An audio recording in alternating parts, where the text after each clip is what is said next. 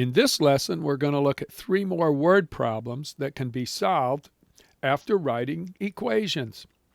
Here's the first problem. The length of a rectangle is 2 meters longer than twice the width. The perimeter is 42 meters. What are the dimensions of the rectangle? Well, it's often helpful to draw a picture or a diagram when solving problems of this nature. And it's pretty obvious that the diagram or picture here is going to be a rectangle. Doesn't have to be to scale because we don't know the actual dimensions yet. In fact, that's why we've drawn this diagram.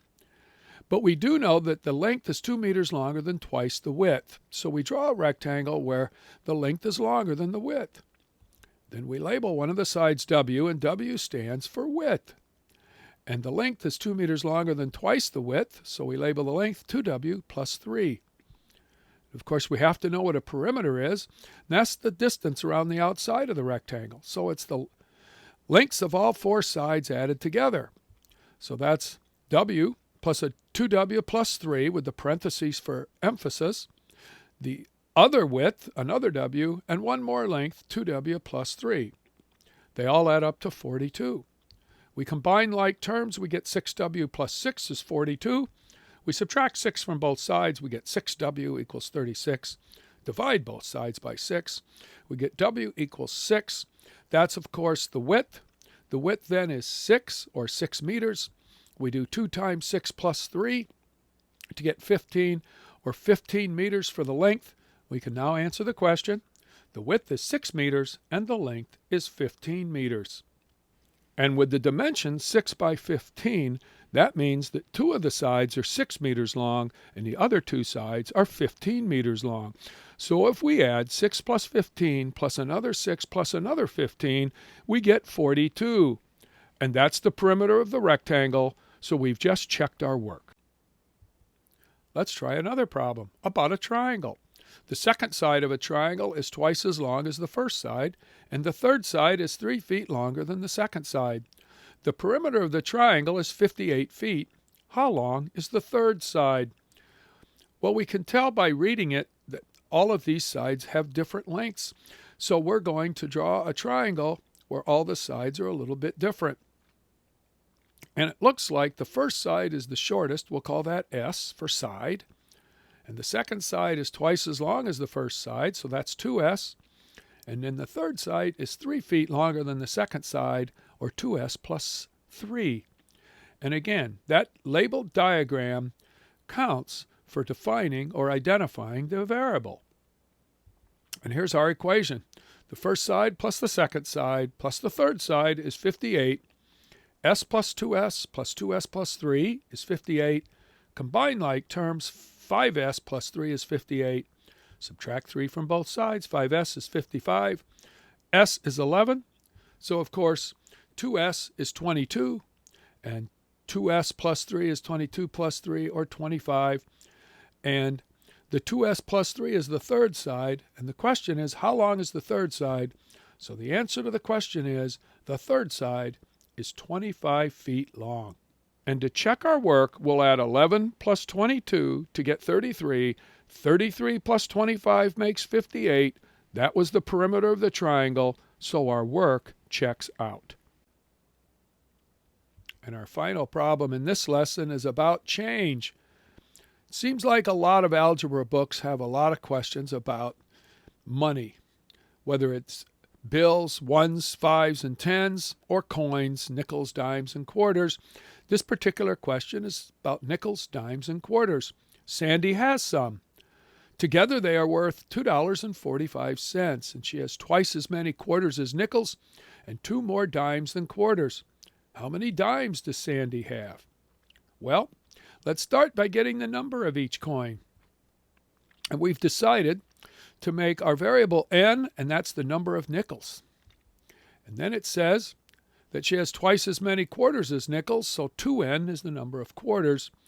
And she has 2 more dimes than quarters, so the 2n for the quarters plus 2 is the number of dimes.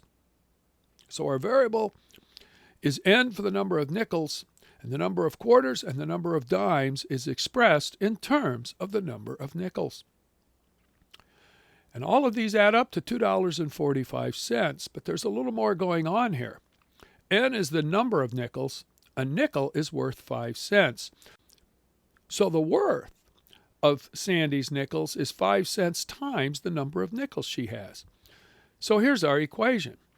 We have 0.05 n, which is 5 cents times her nickels, 0.25 times 2n, which is 25 cents times her number of quarters, and 0.10 times the quantity, 2n plus 2, which is the worth of a dime times the number of dimes. That all adds up to $2.45. Well, a common error is to forget and write 0.5 instead of 0.05 for the worth of a nickel. If you make that error, you're accidentally making a nickel worth 50 cents. Another error is to just put 5n and then 25 times 2n and then 10 times the quantity 2n plus 2 for 5 cents, 25 cents, and 10 cents. Well, I actually like to do it that way, so I will. But if I change the 0.05 to 5, the 0.25 to 25, and the 0.10 to 10, I have to remember to express the $2.45 not in terms of dollars and cents, but just cents, or 245 cents. So now everything is expressed as cents. 5 cents for the nickel, 25 cents for the number of quarters, 10 cents times the number of dimes is all equal to 245 cents. We do the multiplications. The 5n stays the same, but 25 times 2n is 50n. 10 times 2n is 20n, and 10 times 2 is 20. And then we combine like terms on the left side to get 75n, and at the same time we subtracted 20 from both sides, so the 245 minus 20 is 225. We divide both sides by 75 to get that n equals 3. We remind ourselves that n is the number of nickels, so 2n, 2 times 3 equals 6, is the number of quarters, and you add 2 more to the number of quarters to get 8, and that's the number of dimes. And of course, the question is, how many dimes does Sandy have? So the answer to the question is, Sandy has 8 dimes. And to check our work, we'll make sure that the value of our coins is $2.45.